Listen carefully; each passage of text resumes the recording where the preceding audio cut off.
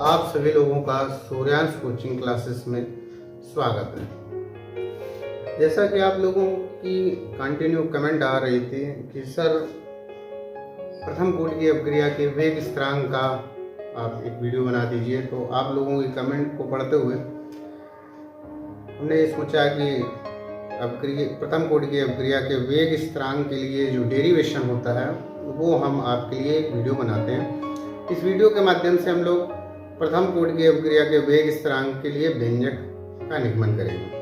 तो बने रहिए हमारे साथ सूर्यांश कोचिंग क्लासेस में, और इसी प्रकार से अपनी पढ़ाई को कंटिन्यू रखते हुए बोर्ड परीक्षा की अच्छे से अच्छे तैयारी हो सके। हमारा एकमात्र उद्देश्य यही है कि हमारे जो इस वर्ष जो स्टूडेंट हैं इनका किसी न किसी प्रकार से, चाहे जिस प्रकार से ऑफलाइन माध्यम से, जो बच्चे हमसे ऑफलाइन माध्यम में नहीं मिल पाते हैं उनको ऑनलाइन माध्यम से, कुल मिला के हमारा केवल एकमात्र उद्देश्य ये है कि बच्चों को इस साल अच्छे से अच्छे अंक दिलाना और केवल बोर्ड एग्ज़ाम में अच्छे से अच्छे अंक प्राप्त करने पर ही इस समय बच्चे को कंसंट्रेट करना है।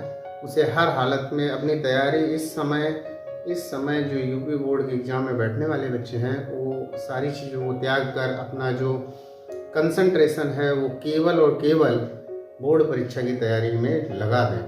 तो इसी क्रम में आगे बढ़ते हुए, जैसा कि आप लोगों को एक ना एक वीडियो रोज़ मिलता है, इसी क्रम में बढ़ते हुए हम बस आप लोगों की कमेंट पढ़ते हैं। उन कमेंटों के माध्यम से फिर हम ये डिसाइड करते हैं कि किस टॉपिक पर हमें वीडियो बनाना। तो जो आपकी कमेंट मिलती हैं उन कमेंटों को हम पढ़ते हैं, उनको रीड करते हैं, फिर उस आधार पर ये चयनित करते हैं कि कौन से टॉपिक पर वीडियो बनाई है।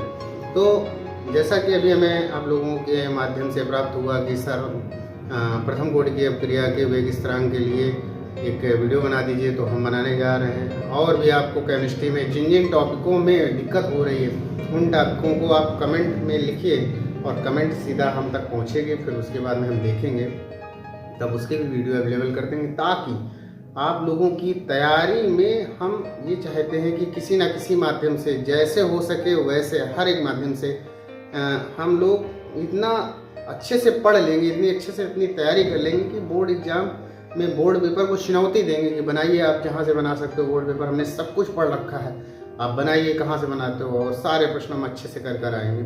तो देखिए हम लोग प्रथम कोटि की अपक्रिया के लिए डेरिवेशन करने जा रहे हैं। आइए पढ़ते हैं। देखिए जैसे हमें उसके लिए सबसे पहले मानना पड़ेगा, मान लो जैसे ये मान लीजिए A टेंड्स टू प्रोडक्ट,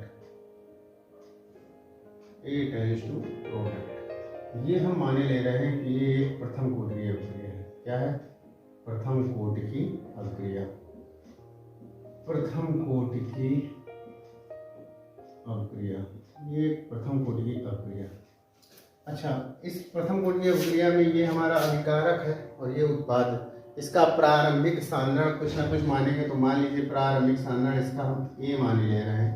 जब समय t बराबर 0, तो इसका प्रारंभिक सांद्रण A होगा, और जब ये A होगा तो प्रोडक्ट कितना होगा? 0।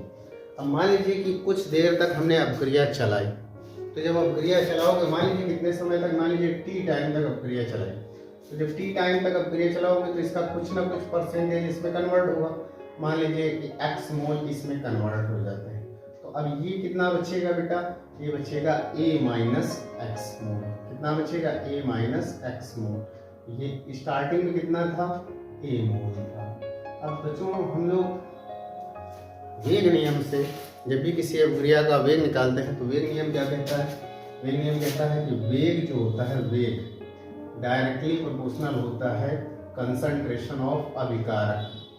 अभिकारक की होल पावर n होता है nth ऑर्डर के लिए। अब ये प्रथम कोटि के लिए तो पावर 1 हो जाएगा। इसके बाद में वेग को हम लोग dx/dt से डिनोट करते हैं। किससे डिनोट करते हैं बच्चों? dx/dt से। तो dx/dt प्रोपोर्शनलिटी का साइन हटेगा तो एक कांस्टेंट k आ जाएगा, एक्टिवमोस ऑफ t समय के बाद में a का साधना। तो t समय के बाद में a का साधना कितना है? a minus x. तो हम लिखेंगे dx/dt is equal to k into, यहाँ पर आ जाएगा a माइनस एक्स। अब इसके बाद में क्या करना होता है? इसके बाद में समाकलन की ओर हम आगे बढ़ते। तो समाकलन में क्या होता है कि जो एक ही राशि वाले हैं उनको एक साइड रखते हैं। जैसे आप देख रहे हो कि यक्स वाला जो है, यक्स वाले को इधर ले आएंगे और dt को इधर भेज देंगे, तो क्या हो जाएगा बच्चों, यहाँ हो जाएगा 1/a minus x into d x is equal to k into d t. सही हो जाएगा। अब इसके बाद में क्या करेंगे, दोनों पक्षों का समाकलन करने पर लिखेंगे दोनों पक्षों का समाकलन करने पर, दोनों पक्षों का समाकलन करने पर sign of integration 1/a minus x into d x is equal to k constant है तो बाहर रहेगा, sign of integration 1 into d t होगा। अब बच्चों 1/x इंटू डी एक्स, इसका समाकलन क्या होता है, 1/x इंटू डी एक्स का समाकलन होता है log x। क्या होता है, log x। तो इसका क्या हो जाएगा बच्चों, यहीं पर देख लीजिए, इसका हो जाएगा log बेस e, और यहाँ पे कितना है बच्चों, a माइनस एक्स और इनटू, इसके बाद में क्या होता है, जब पूरा समाकलन हो जाता है 1/x इंटू डी एक्स का समाकलन होता है log x, और फिर इसके बाद में ये जो x के स्थान पे होता है इसका अवकलन भी होता है। a का अवकलन 0 होगा, x का कितना होता है -1, माइनस एक्स है ना, माइनस एक्स है तो -1 हो जाएगा, तो यहीं पे -1 इज इक्वल टू के 1 का t के सापेक्ष समाकलन करेंगे, 1 का t के सापेक्ष जब करेंगे तो आ जाएगा t, और जब पूरा समाकलन हो जाता है तो एक कांस्टेंट लग जाता है से, माइनस चिन्ह का इधर मल्टीप्लाई कर दीजिए तो माइनस का log base e a minus x is equal to कितना हो जाएगा, के टी प्लस सी।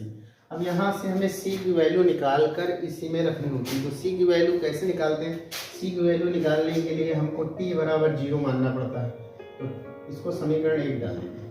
तो t बराबर 0 पर, अगर t बराबर 0 पर देखें x की वैल्यू कितनी है, x की वैल्यू है 0, तो t बराबर 0 पर x भी 0 है, और जब x और t दोनों 0 है तो इसमें रख दीजिए तो c की वैल्यू आ जाएगी। तो c बराबर क्या हो जाएगा, ये तो 0 हो गया बच्चे, अब x की वैल्यू 0 रखेंगे तो कितना बचेगा, माइनस का log बेस e a, यही तो बचेगा।